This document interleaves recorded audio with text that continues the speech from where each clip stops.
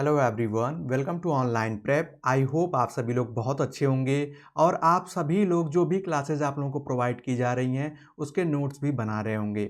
आज की इस एजुकेशनल साइकोलॉजी क्लास में हम लोग एक बहुत ही इंटरेस्टिंग इम्पॉर्टेंट टॉपिक कवर करेंगे, जैसा कि आप लोग स्क्रीन पे देख सकते हैं।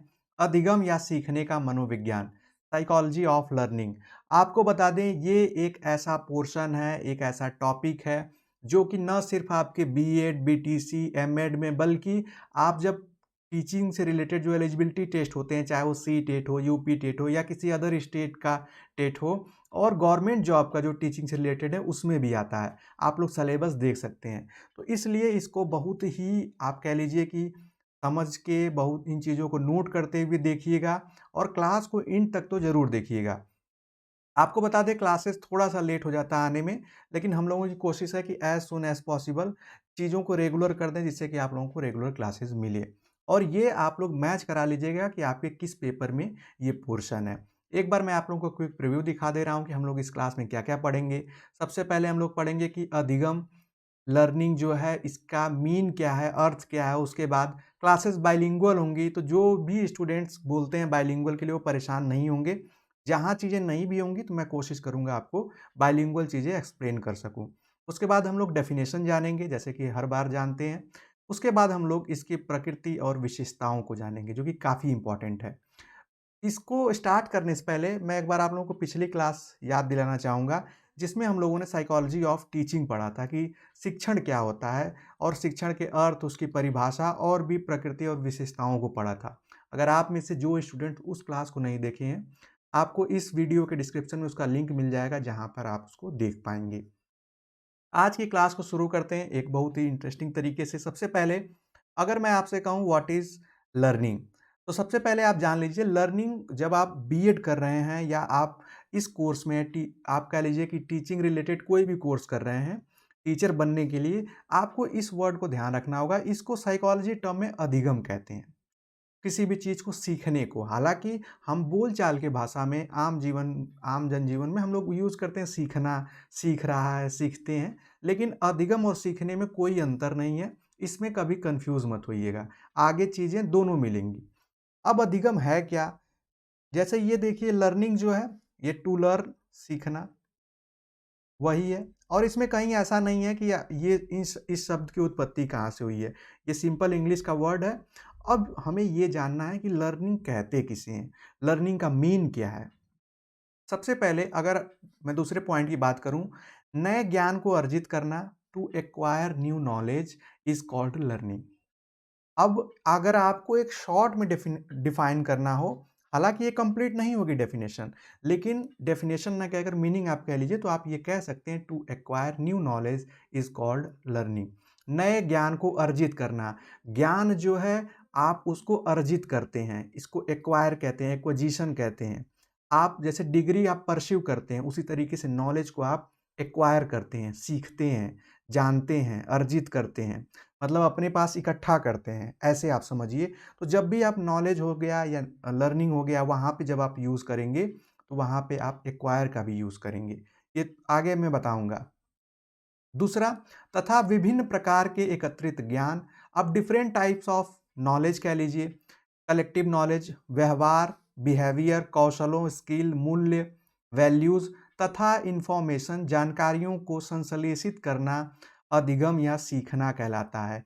जो भी हमारे पास नॉलेज है, चाहे वो नॉलेज हो, चाहे कोई स्पेसिफिक बिहेवियर हो, स्किल हो, वैल्यूज़ हो, मूल्य क्या होते हैं, जैसे हमारे समाज में कुछ ऐसे आदर्श चीज़ें होती हैं कि बड़ों का सम्मान करना है, छोटों को प्यार देना है, या टीचर्स की रिस्पेक्ट करनी है, पैर छूना है, ये सब मूल्य हैं।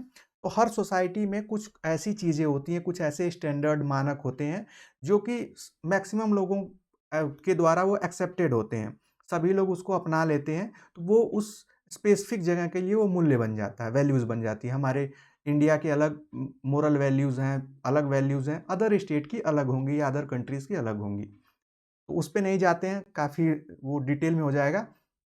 अगर आप इंग्लिश में इसको लिखना चाहें तो learning is the acquisition of habits, knowledge, attitudes, values and skill. Skill, जैसा कि आप कोई स्पेसिफिक काम जानते हैं तो आप उसको स्किल कहते हैं। एटीट्यूड्स क्या होता है? एटीट्यूड्स का मतलब होता है आपका नज़रिया इसको अभिवृत्ति, मनोदृष्टि, मनोदशा, मिज़ाज, रुख, कोई भी शब्द आप इसको लिख लें, आप लोग नोट भी कर लें, शायद एक जगह ना मिले। एटीट्यूड्स का मतलब होता है किसी भी चीज़ के प्रति आपका नज़रिया कैसा है। अगर आप इस सब्जेक्ट को पढ़ रहे हैं, तो जब आप बीएड स्टार्ट किए होंगे या बीटीसी स्टार्ट किए होंगे या एमएड स्टार्ट किए होंगे पढ़ना, वहाँ पे आपको क्या लगा होगा, ये कितना बोरिंग है। जब चीज़ों को सीखने लगे, एन्जॉय करने लगे, तो वो चीज़ें आसान बन जाती हैं।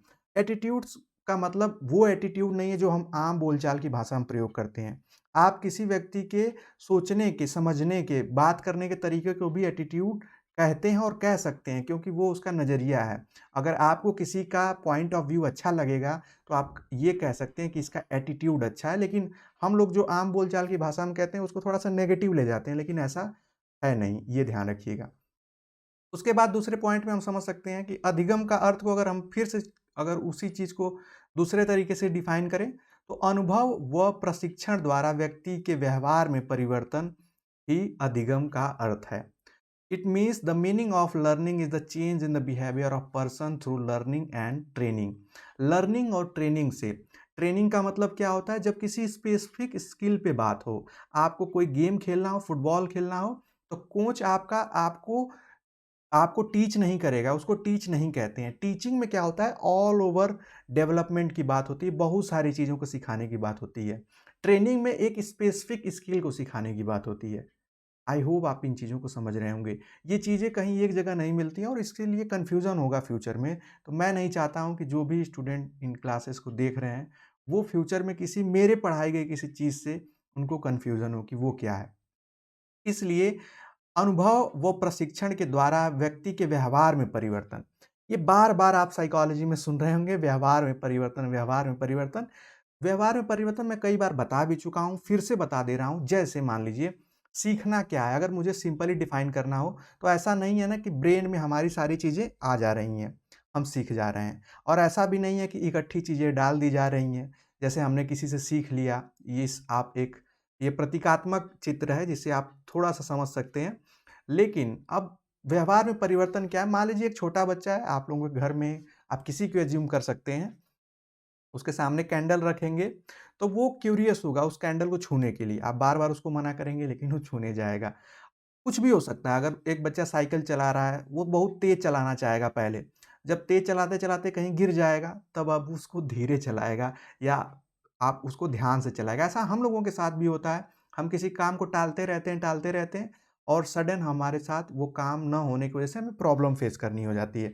जैसे होमवर्क कंप्लीट ना करने की वजह से स्कूल में या कॉलेज में डाँट सुननी या ऐसी चीज़ें, वो हमारी सीख हो गई। उसी तरीके से अगर ये बच्चा इस कैंडल के पास बार-बार जा रहा है, लेकिन हमने एक कंडीशन में क्या किया, छोड़ दिया। ये गया उस कैंडल के पास, इसने उस कैंडल को टच किया और उसको हीट फ़ील हुआ, मतलब उसका हाथ जल गया। अब आपको लग रहा है कि वो बच्चा दोबारा उसी क्यूरियोसिटी से, उसी एनर्जी से उस कैंडल के पास जाएगा? तो नहीं जाएगा। ये यहाँ पे शॉर्ट टाइम के लिए ये अधिगम हुआ, लर्निंग हुई। उस बच्चे ने, उस छोटे बच्चे ने ये सीख लिया कि वो जो चीज़ है उससे छुएँगे तो मुझे दर्द होगा। तो अब उसके व्यवहार में परिवर्तन हो गया उस चीज़ को लेकर। तो यही व्यवहार में परिवर्तन है, साइकोलॉजी के टर्म में लर्निंग को चेंज, आप यहाँ चेंज इन बिहेवियर भी कहकर आप इसको डिफाइन कर सकते हैं। एक्सपीरियंस की बात की जाए तो एक्सपीरियंस 2 टाइप का होता है, 2 प्रकार का हो सकता है। पहला स्वयं ग्रहण करना, जैसे मान लीजिए इस बच्चे ने अगर उसको स्वयं खुद सेल्फ उसने फ़ील किया उसको कि कैंडल पे हाथ रखने से जल सकता है। दूसरा क्या है कि अगर आप किसी को बता रहे हैं कि नहीं वहाँ पे मत जाना, वहाँ पे जाने से खतरा है या आपको नुकसान हो सकता है। तो जब हम किसी और की चीज़ों को फ़ॉलो करते हैं, आप मेरे एक्सपीरियंस का थोड़ा भी अगर आपको लग रहा होगा कि इनके एक्सपीरियंस का आप यूज़ कर पा रहे हो, उसका मतलब है कि मैं जो चीज़ों को बता पा रहा हूँ वो आप ही लोगों के एज ग्रुप से रिलेटेड है। ऐसा कुछ भी नहीं होगा। तो आप मेरे एक्सपीरियंस का, आप कह सकते हैं कि उसका यूज़ कर रहे हैं या उससे सीख रहे हैं। तो ऐसा भी होता है कि हम बहुत सी जगहों पे नहीं गए हैं, लेकिन हम उनके बारे में जानते हैं, दूसरों के एक्सपीरियंस से। दूसरों के इंटरव्यू से हम बहुत सारी चीज़ों को जानते हैं। तो वही आप एक्सपीरियंस 2 टाइप के होते हैं। आप एक को डायरेक्टली कह लीजिए, दूसरा इनडायरेक्ट कह लीजिए। अगर इसको एक और पॉइंट में देखें तो अधिगम से तात्पर्य, लर्निंग्स का मीन जो है व्यवहार में अस्थायी परिवर्तन से होता है। ये परिवर्तन वातावरण में समायोजित होने में मदद करता है।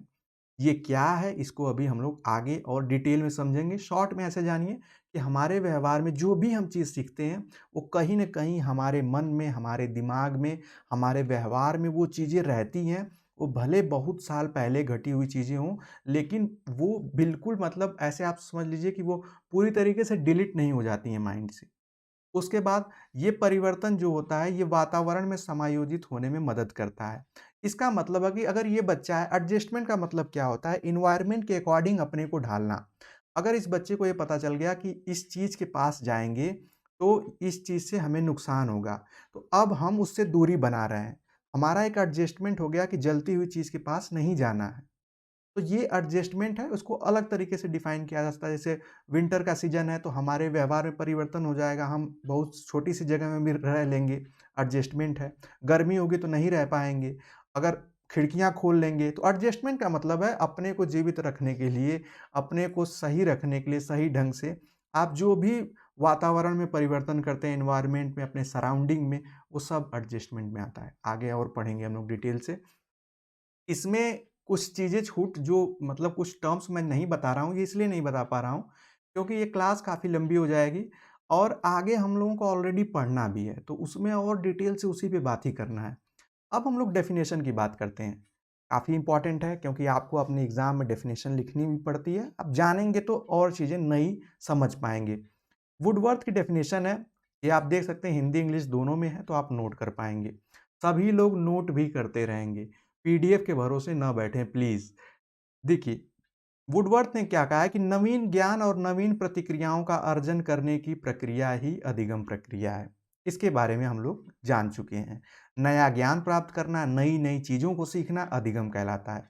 तो इसको इंग्लिश में कहेंगे the process of acquiring new knowledge and new responses is the process of learning. ये भी वही बात है। लर्निंग मैंने आपको स्टार्टिंग में बताया था कि शिक्षण जो होता है, टीचिंग और लर्निंग एक साथ होती है। Teaching and learning. लेकिन कब लर्निंग में कुछ ऐसी चीज़ें भी आती हैं कि जैसे बिना टीचर के भी हम बहुत सारी चीज़ें सीख सकते हैं। जैसे इस बच्चे ने ये सीखा कि गर्म चीज़ को छूने से जल जाता है हाथ या दुःख होता है, तो ये इसके लिए टीचर क्या है? ये सिचुएशन इसके लिए टीचर है। ये कैंडल इसके लिए टीचर हो गई। तो ये ध्यान रखिएगा, इस पे हमने बात कर ली है। किम्बले कहते हैं कि पुनर्बलित अभ्यास के परिणाम स्वरूप व्यवहारजन्य क्षमताओं में आने वाले अपेक्षाकृत स्थायी प्रकृति का परिवर्तन अधिगम है। Learning is the relatively permanent change in the behaviour potentially potentiality that occurs as the result of reinforced practice. बार बार प्रैक्टिस करने से जो चीज़ हमारे अंदर स्थायित्व का गुण ला देती है, स्थायित्व परिवर्तन ला देती है। जैसे मान लीजिए आप कोई नया गेम खेल रहे हैं, जैसे चेस खेलने गए, आप नहीं जानते हैं, तो आप एक बार में चेस नहीं सीख सकते हैं। उसके लिए आपको कई बार प्रैक्टिस करेंगे, तो कुछ चीज़ें आप वो धीरे धीरे आप उसमें मतलब आप पारंगत होते जाएंगे, उन चीज़ों को समझने लगेंगे। सेम उसी के संदर्भ में इन्होंने इस बात को कहा है। गेट्स कहते हैं कि अनुभव तथा प्रशिक्षण के द्वारा व्यवहार में परिवर्तन ही अधिगम है। इसको हमने एग्जैक्ट इसी लाइन को हम लोग पहले देख चुके हैं, जिसको मैंने आपको डिटेल में एक्सप्लेन कर दिया था। क्रोनबैक के अनुसार इन्होंने क्या कहा है कि अधिगम की अभिव्यक्ति अनुभव के परिणाम स्वरूप व्यवहार में परिवर्तन के रूप में होती है। वही व्यवहार का परिवर्तन ये भी कहते हैं। वहीं हेनरी स्मिथ कहते हैं अनुभव के प्रतिफल के रूप में नए व्यवहार का अर्जन और पुराने व्यवहार का सुदृढ़ीकरण जो है वो निर्बलीकरण अधिगम है। इन्होंने एक अच्छी चीज़ क्या जोड़ी है कि ज़रूरी नहीं है कि हम हमेशा नया चीज़ सीख रहे हैं वही अधिगम है। अगर हम किसी पुरानी चीज़ को जैसे मान लीजिए अब कोई फर्स्ट टाइम बाइक चला रहा है, वो बार-बार बाइक चला रहा है, तो उसके लिए बाइक चलाना आसान हो गया।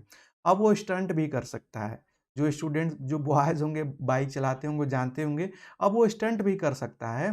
तो ये भी सीख हुई। मतलब ये नहीं कि एक बार आप बाइक चला लिए, अब जो बार-बार चला रहे हैं, जो बार-बार आप उसमें टेक्निक सीख रहे हैं कि कैसे ड्रिफ्ट मारेंगे, कैसे क्या करेंगे, वो कोई भी स्किल हो सकती है। तो वो भी लर्निंग है और कुछ चीज़ों को आप भूल भी जाते हैं। कुछ चीज़ों को आप वो आगे अभी हम लोग देखेंगे कि इसमें भूलने का भी सिद्धांत है, प्रिंसिपल ऑफ फॉरगेटिंग आगे, तो उसको हम लोग वहाँ समझेंगे। स्किनर काफ़ी इंपॉर्टेंट इनकी डेफिनेशन इन्होंने कहा है कि अधिगम व्यवहार में उत्तरोत्तर अनुकूलन की एक प्रक्रिया है। Learning is the process of progressive behaviour adaptation. ये लगातार अपने व्यवहार में परिवर्तन लाना, उसी का जो प्रोसेस है उसी को स्किनर ने अधिगम कहा है। गिलफोर्ड की एक डेफिनेशन है, गिलफोर्ड काफ़ी नामी नाम है, आप लोगों को आगे पढ़ने को मिलेगा, इनका एक बुद्धि का सिद्धांत है, बहुत सारे सिद्धांत हैं। व्यवहार के कारण व्यवहार में आया कोई भी परिवर्तन अधिगम है। ये जैसा कि हम लोग बात कर चुके हैं। प्रो एंड क्रो की डेफिनेशन है कि ज्ञान, आदत और अभिवृत्तियों का अर्जन ही अधिगम है। Learning is the acquisition of habit, knowledge and attitudes, जो कि हम लोगों की पहली लाइन थी जब हम लोग इसके मीनिंग को समझ रहे थे। उसमें उसी में हम लोगों ने हैबिट्स को, वैल्यूज़ को और स्किल्स को भी जोड़ दिया था। तो ये सेम वही चीज़ है, मैंने आपको उसको शॉर्ट में बताया। आप डेफिनेशन याद रख सकते हैं, और कोई डेफिनेशन हो तो आप वो भी लिख सकते हैं। अब बात आती है कि अधिगम सीख या सीखने की प्रकृति क्या है, विशेषताएं क्या है, nature and characteristics of learning. तो हम लोग ये जानेंगे कि अब अगर हमें डिफाइन करना हो कि लर्निंग का नेचर क्या है, उसका कुछ नेचर होगा। जैसे हम लोग, आप लोगों को एक बार मैं याद दिला दूं, हम लोगों ने सेम उसी तरीके से टीचिंग का भी पढ़ा था कि ये त्रिध्रुवी प्रक्रिया, आप सभी लोगों को याद होगा, सतत प्रक्रिया, शोध, उद्देश्य है, सीखने का कारण है, कला और विज्ञान दोनों है। ये सारी चीज़ें हमने सीखा था, तो ये इसकी विशेषता भी थी और इसका नेचर भी था। अब उसी तरीके से हम लोग लर्निंग को सीखेंगे। लेकिन एक चीज़ आप ध्यान रखिएगा, कुछ ऐसी चीज़ें भी हैं जो हम लोग शिक्षा जब पढ़ रहे थे, एजुकेशन, तो उसमें भी पढ़े थे, लेकिन ये थोड़ा सा स्पेसिफिक हो जाएगा। सबसे पहले लर्निंग की अगर विशेषता आपको लिखनी होगी तो सीखना या अधिगम जो है वो व्यवहार में परिवर्तन है। Learning is a change of behaviour. मैंने आप लोगों को बता दिया कैसे बिहेवियर। आप जो चीज़ आपको नहीं समझ में आती है, जब आप उन चीज़ों को सीख लेते हैं, जान लेते हैं, आपको उनसे जब सीख मिल जाती है, तो वही लर्निंग है। आपके सोचने का तरीका भी अगर बदल जा रहा है तो वो आपके बिहेवियर चेंज ही कहलाएगा वो भी। ये ध्यान रखिएगा। दूसरा जो है, अर्जित व्यवहार की प्रकृति जो है अपेक्षाकृत अस्थायी होती है। ये काफ़ी इंपॉर्टेंट है। Acquired behaviour is relatively permanent in nature. जो भी हम चीज़ें सीख रहे हैं, वो आप ऐसे अगर समझ लीजिए कि अगर मैं आपसे कहूँ आप इन चीज़ों को पढ़ रहे हैं, क्या ये आपको लॉन्ग टाइम तक याद रहेगी? मैं यहाँ पे टी टेम्पररी कर देता हूँ, यहाँ पे परमानेंट कर देता हूँ। तो आप एक चीज़ देखेंगे कि ऐसा हो ही नहीं सकता है कि आप इन चीज़ों को या कोई भी चीज़, फॉर एग्ज़ाम्पल आपने कुछ शॉर्ट टाइम के लिए फोर व्हीलर चलाना सीखा, थोड़ा-सा नई नई बातें कर लेते हैं। फोर व्हीलर अगर आपने चलाना सीखा, 2 दिन 4 दिन सीख लिया, तो क्या आपको लग रहा है कि आप अगर 5 साल बाद भी या 4 साल, 10 साल बाद भी, क्या आपको वैसी नॉलेज होगी जैसा कि आपने कभी नहीं चलाया है? तो ऐसा नहीं है। वो हमारे व्यवहार में, हमारे माइंड में, हमारे मन में, आप कहीं कह लीजिए, वो किसी न किसी जगह पे वो होगा। मतलब वो परमानेंट की तरफ ही होगा। टेम्पररी का मतलब ऐसा नहीं है कि हमने कोई चीज़ किया और सुबह उठे तो हम पूरा भूल गए। पूरी तरीके से नहीं भूल सकते किसी भी हाल में। वो हो सकता है 0.11% या 1% ही याद होगा। इसीलिए लर्निंग का ये सबसे बड़ा एक इम्पॉर्टेंट नेचर है और कैरेक्टरिस्टिक है, खासकर साइकोलॉजी में। साइकोलॉजिस्ट ने देखा कि वो हमें थोड़े से परमानेंट की तरफ होता है। जब हम उसको बार-बार रिपीट कर लेंगे तब वो स्थायी हो जाएगा। अभी आपको पढ़ाना मुश्किल होगा अगर आपको पढ़ाने के लिए कहा जाए। एक बार पढ़ा लेंगे तो उससे आप पढ़ाना नहीं सीख पाएँगे। लेकिन आप कुछ चीज़ों को जान लेंगे, बार-बार प्रैक्टिस करेंगे तो वो स्थायी, वो परमानेंट चेंज हो जाएगा आपके अंदर। ऐसे समझिए, एक बार डाँटने से हो सकता है किसी के अंदर चेंज ना आए, लेकिन एक एक शॉर्ट टाइम बाद जब उसको एहसास हो जाएगा तो उसके अंदर परिवर्तन आ जाएगा। जैसे कोई चीज़, अगर ये लोग मान लीजिए ये एक इमेज है, इसको इमेज को बनाने के लिए छोटे-छोटे टुकड़े आप बचपन में भी किए होंगे, अगर नहीं भी किए हैं तो जान लीजिए। इसमें छोटे-छोटे टुकड़ों को जोड़ने पर एक इमेज बन जाती है। जैसे ये देख लीजिए, आई थिंक ये ज़ेब्रा है, कार्टून की तरह है, ठीक है? तो अब क्या है कि अगर ये लोग फर्स्ट टाइम करेंगे तो इसको जोड़ते-जोड़ते हो सकता है कोई और इमेज बन जाए। लेकिन जब उसको 2-3 बार प्रैक्टिस कर लेंगे तो ये उस चीज़ को करना सीख जाएँगे। करना सीख जाना ही अस्थायी परिवर्तन है हमारे व्यवहार में। तो इसका नेचर जो होता है वो अस्थायी की ओर होता है, टेम्पररी नहीं होता है लर्निंग, ये ध्यान रखिएगा। हम लोग जब आगे पढ़ेंगे, इसके ढेर सारे प्रकार पढ़ने हैं, थ्योरीज़ पढ़ने हैं, फैक्टर्स पढ़ने हैं, तो ये बहुत लंबा चलने वाला है, तो उसमें और जानेंगे। सीखना जो है वो जीवन पर्यंत चलने वाली एक सतत प्रक्रिया है। पहले बता दें, सीखना एक कंटीन्यूअस प्रोसेस है। ये नहीं है कि हम स्कूल में जो सीख रहे हैं सिर्फ़ वही सीखना है, वही पढ़ना है। हम अपनी लाइफ में अगर मैं आपको पढ़ा रहा हूँ तो मुझे एक्सपीरियंस मिल रहा है कि मैं अलग तरीके से पढ़ा रहा हूँ। आप लोग पढ़ रहे होंगे तो आपने बचपन से कितने ढेर सारे टीचर से पढ़ा होगा, कितनी जगहों से पढ़ा होगा। तो लर्निंग हमेशा चलती रहती है। हमारे जीवन के अंत तक भी हम जो चीज़ें सीख रहे हैं, देख रहे हैं, हमारे ऊपर जो चीज़ें गुज़र रही हैं, वो सब लर्निंग का पार्ट है। सीखना और अधिगम जो है एक सार्वभौमिक प्रक्रिया है। Learning is a universal process. What is the mean of universal? सार्वभौमिक प्रक्रिया का मतलब है कि सिर्फ़ और सिर्फ़ ह्यूमन में ही लर्निंग नहीं होती है। ये कोई भी जानवर हो, कोई भी पक्षी हो, कोई भी जीव हो, उसके अंदर छोटा-सा छोटा हिस्सा ज़रूर होगा लर्निंग का। ये नेचुरली है कि उसको वो सीखना है। और ऐसा नहीं है कि सिर्फ़ ह्यूमन में ही होता है या सिर्फ़ इंडियन ही सीखते हैं, दूसरे देश के लोग नहीं सीखते हैं। दूसरे देश के लोगों के साथ भी चीज़ें सेम होती है, बट सिचुएशन और एनवायरनमेंट चीज़ों को कम या ज़्यादा कर देता है। अगर आपके अगल-बगल एजुकेशन एनवायरनमेंट होगा, तो आप चीज़ों को बहुत अच्छे और मतलब तेज़ी से सीखेंगे। नहीं होगा तो वो चीज़ें आपको आप कह सकते हैं डिस्टर्ब करेंगी, रुकावट पैदा करेंगी। तो ये काफ़ी इम्पोर्टेंट है। तो ये ध्यान रखिएगा, जो लर्निंग है वो एक यूनिवर्सल प्रोसेस है। वो सब में होती है, किसी में कम, किसी में ज़्यादा, लेकिन होती रहती है। फिफ्थ पॉइंट देखिए, सीखना जो है वो उद्देश्यपूर्ण एवं लक्ष्य निर्देशित होता है। हमें क्या सीखना है, आपको अगर ये चैप्टर पढ़ना है तो ये आपका एक उद्देश्य है, ये पर्पसफुल एक्टिविटी है। उसके साथ गोल ओरिएंटेड है कि आप इसको सीखने के बाद चाहते क्या हैं। हो सकता है आप वेल अंडरस्टैंडिंग चाहते हो, लेकिन आप ये भी चाहते हैं कि अच्छा मार्क्स मिले, या अगर क्लास में बताना हो तो मैं पहले हाथ खड़ा करके बता सकूं, जिससे कि मुझे शाबाशी मिले, कुछ भी हो सकता है। तो ये एक पॉइंट है। नेक्स्ट पॉइंट है कि सीखने का संबंध जो है अनुभवों की नवीन व्यवस्था से होता है। Learning is concern with the new arrangement of experiences. जैसा मैंने बताया, हम जब चीज़ों को सीखते जाते हैं, जैसे यहाँ पे बच्चे देखिए, ऐसा नहीं है कि हम सिर्फ एक ही चीज़ सीखेंगे। यहाँ पे देखिए साथ में डिनर कर रहे हैं तो बहुत सारी चीज़ें, एक दूसरे का एक्सपीरियंस शेयर कर रहे हैं। यहाँ पे किसी टॉय से खेल रहे हैं, यहाँ गेम खेल रहे हैं। ये क्या है? ये नए-नए एक्सपीरियंस अरेंज होते जा रहे हैं, ये लाइफ टाइम चलेंगे। आज ये बच्चे हैं, फिर बड़े होंगे, फिर शादी होगी, फिर बच ये मतलब समझ रहे हैं? जैसा हम लोगों ने देखा था, शैशवावस्था से वृद्धावस्था तक वो नए-नए एक्सपीरियंस आते रहेंगे और उन्हीं का अरेंजमेंट होता रहेगा। सातवां जो है काफ़ी इम्पोर्टेंट है कि सीखना जो है वो वातावरण एवं क्रियाशीलता की उपज है। व्हाट इज़ मीन बाय यहाँ पे जो क्रियाशीलता का मतलब है, learning is a product of environment and activity. आपको बता दें, हमारे लर्निंग में बहुत ज़्यादा इम्पैक्ट हमारा सराउंडिंग, हमारी सोसाइटी, हमारा एनवायरनमेंट डालता है। शिक्षा का जब हम लोग फैक्टर पढ़ रहे थे तो उसमें हम लोगों ने बहुत ही डिटेल में हेरिडिटी, वंशानुक्रम भी पढ़ा था। तो वंशानुक्रम भी कहीं हद तक इसमें आता है, लेकिन आपको ये ध्यान देना है कि एनवायरनमेंट का होना, एक अच्छे एनवायरनमेंट में साथ ही साथ हम क्रियाशील हों। अगर हमारे घर के बगल में स्कूल हो और हम जाएँ ही ना तो हम नहीं सीख सकते हैं। इसलिए ये ज़रूरी हो जाता है कि हम भी एक्टिव हों सीखने के लिए। तो उन्हीं दोनों को मिलाने से या उन्हीं दोनों से जो प्रोडक्ट निकल रहा है, वो जो रिज़ल्ट है वो लर्निंग है।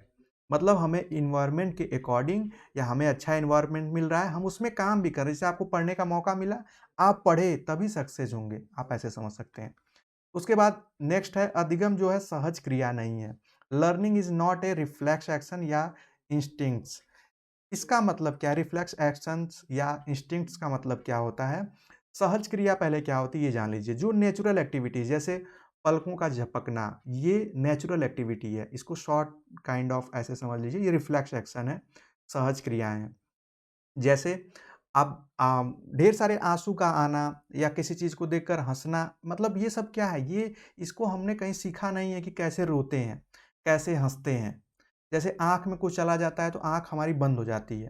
तो ये क्या है? सहज क्रिया है, नेचुरल एक्टिविटी है। लेकिन लर्निंग जो है ये सहज क्रिया नहीं है। बच्चा पैदा हो गया तो वो ज़रूरी नहीं है कि वो सब कुछ सीखने लगेगा।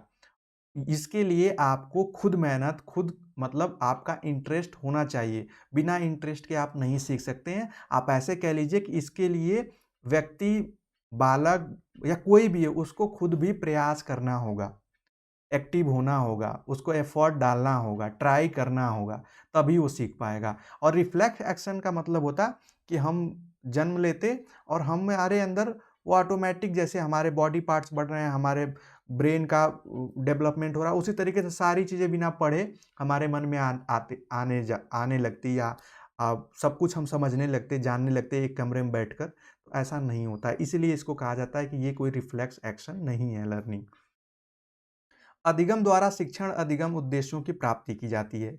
बहुत अच्छी बात है। जैसे अधिगम द्वारा ही शिक्षण अधिगम, जैसे सबके कुछ टीचिंग लर्निंग ऑब्जेक्टिव होते हैं, तो वो ऑब्जेक्टिव को अचीव करते हैं। आप अच्छा मार्क्स लाना चाहते हैं, जैसे मैंने आपको बताया, तो आप लर्निंग के थ्रू ही, सीख कर ही आप उसको प्राप्त कर सकते हैं। जो आपके गोल हैं, टीचिंग से रिलेटेड, जॉब से रिलेटेड, फ्यूचर से रिलेटेड, या इन फ्यूचर आपको टीचर बनने से रिलेटेड। उसके बाद नेक्स्ट पॉइंट है, सीखना जो है वो उचित वृद्धि एवं विकास में सहायता करता है। जैसे मैंने आपको बहुत पहले ही, जब हम लोग डेवलपमेंट एंड ग्रोथ पढ़ रहे थे, साइकोलॉजी ऑफ डेवलपमेंट में, तो उसमें बताया था कि विकास हमारा हमेशा विकास होता रहता है। वो कम ज़्यादा एक सर्टेन एज में धीमे होता है, फिर बहुत तीव्र गति से होता है। तो ये जो सीखना है, लर्निंग हमारी चीज़ों पे इम्पैक्ट डालता है। हम बचपन से चीज़ें सीखते आ रहे हैं। बचपन से अगर हम अच्छे जगहों पे चीज़ें सीखते हैं तो जल्दी डेवलप होते हैं, जल्दी आप कह सकते हैं मैच्योर होते हैं, हमारी वेल अंडरस्टैंडिंग होती है। तो लर्निंग जो है ये हमारे सारे कामों में, जैसे आज हम जिम जा रहे हैं तो हमें ये ज्ञान हुआ, हमने देखा कि जिम जाने से बॉडी शेप अच्छे हो रहे हैं, या जो भी चीज़ें हो रही हैं, और हम उन चीज़ों को फॉलो कर रहे हैं। तो ये ह्यूमन के डेवलपमेंट में एक सहायता प्रदान करती है लर्निंग। अगर आप चीज़ों को नहीं सीखेंगे तो शायद हमारा ब्रेन जो है वेल डेवलप नहीं होगा। जैसे कहते हैं ना कि दिमाग को कभी खाली नहीं छोड़ते हैं, उसको कुछ किसी न किसी काम में लगाए रखते हैं। उसके बाद अधिगम द्वारा जीवन के लक्ष्यों की प्राप्ति में भी सहायता मिलती है। ये सब जनरल इसकी विशेषताएँ या नेचर हैं। सबको पता है कि अल्टीमेट गोल क्या है हमारा? जॉब लेना। तो वो आप इसको मान सकते हैं, उससे बड़ा कोई अभी एग्ज़ाम्पल नहीं है। सीखना जो है वो समायोजन में सहायक होता है। जब हम चीज़ों को जानते रहेंगे और उसको अप्लाई करेंगे, उसको अप्लाई अपने आप ऐसे कह सकते हैं कि अपने लाइफ़ में अप्लाई करेंगे, अपने डेली डेली रूटीन में उसको अप्लाई करेंगे, तभी हम, जैसे मान लीजिए अगर हमने साइंस पढ़ा है, तो हमें ये पता है कि कौन-सी चीज़ मतलब गर्म करने 100 डिग्री सेल्सियस पे चीज़ें गर्म हो जाती हैं। या बहुत सारे साइंस का, जैसे लॉ ऑफ ग्रेविटी कह लीजिए, या लॉ ऑफ मोशन पढ़ देख लीजिए, कि ब्रेकर्स पे हम उछल जाते हैं, या बाइक पे हों, साइकिल पे हों। अब हमें वो पता है तो हम ब्रेकर पे धीरे जाते हैं। बहुत से ऐसी चीज़ों का हम लोग प्रयोग करते हैं जो कि हमने चीज़ों को पढ़ा, सीखा, जाना है। तो वो सारी चीज़ें जो हैं उसका हम यूज़ अपने को सुरक्षित रखने के लिए, अपने को मतलब अपने को बचाने के लिए कह लीजिए, वो सब समायोजन में आता है। ये आगे हम लोग पढ़ेंगे। अधिगम जो होता है वो सकारात्मक और नकारात्मक दोनों हो सकता है, लर्निंग में भी पॉजिटिव और नेगेटिव। कैसे? देखिए, जब हम अच्छी चीज़ों को सीखेंगे तो अच्छी से अच्छी चीज़ें सीखते जाएँगे।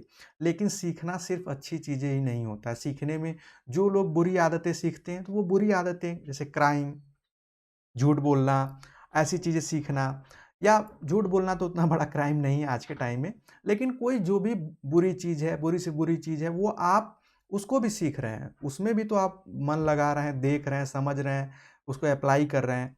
तो लर्निंग जो होती है वो पॉज़िटिव भी होती है, नेगेटिव भी होती है। तो इसको आप सभी लोगों को ध्यान रखना है कि ऐसा नहीं सिर्फ़ पॉज़िटिव। अधिगम व्यक्तिगत और सामाजिक दोनों होता है। समाज में हम होते हैं तो हम समाज के अकॉर्डिंग बहुत सारी चीज़ों को पढ़ते हैं। पर्सनली भी पढ़ते हैं, हम अपने लिए भी पढ़ते हैं। अपने स फैमिली के लिए तो पढ़ते ही हैं, आप अपने लिए भी पढ़ते हैं, तो अधिगम जो है वो दोनों है, व्यक्तिगत भी है और सामाजिक भी है। इसका मतलब ऐसे भी है कि आपके पर्सनल चीज़ें भी इस पे इम्पैक्ट डालती हैं सीखने में, कि आपका किसमें इंटरेस्ट है।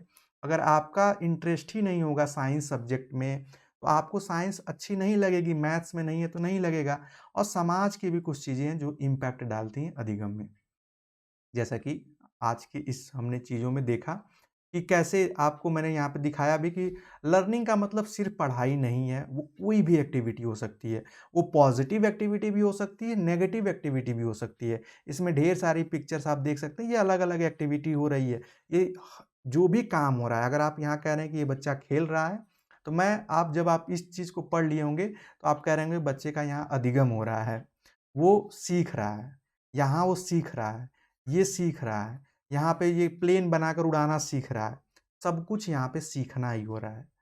तो ये जब हम लोग साइकोलॉजी, एजुकेशनल साइकोलॉजी पढ़ते हैं तो उनको इस तरीके से समझते हैं। आई होप आपको आज की ये क्लास पसंद आई होगी। चैनल से आप लोग जुड़े रहेंगे तो आगे और भी इंटरेस्टिंग और बहुत ही इंपॉर्टेंट क्लासेस पढ़ेंगे। मेरा पर्सनली इंटरेस्ट है कि मैं आप लोगों को ऐसी चीज़ें पढ़ाऊँ कि आप लोग जहाँ पढ़ें, वहाँ आप बेस्ट स्टूडेंट कहलाएँ, या जब आप रिप्लाई करें आंसर या जो भी टीचर पूछे या आप एग्ज़ाम में लिखें, तो आपको कोई भी ये भी पूछ दे अगर आपसे कि आप लोग कहाँ से पढ़े हैं, तो मेरे लिए मतलब आप समझ लीजिए सबसे बड़ा कॉम्प्लीमेंट है। आई होप आज की ये क्लास आप लोगों को समझ में आई होगी। क्लासेस को नोट किया आप लोग किया करिए। पीडीएफ कुछ रीज़न से पॉसिबल नहीं हो पाता है, इसीलिए हम लोग नहीं दे पाते, आप लोग बार-बार पूछते हैं। लेकिन अगर आप नोट कर लेते हैं तो ये थोड़ी-सी चीज़ें हैं, आप उसको स्टॉप करके नोट कर लेंगे तो ज़्यादा बेटर होगा। मिलते हैं नेक्स्ट क्लास में इसके आगे के टॉपिक्स को लेकर और भी जो पोर्शन है उसको लेकर। तब तक के लिए bye bye, take care and keep watching.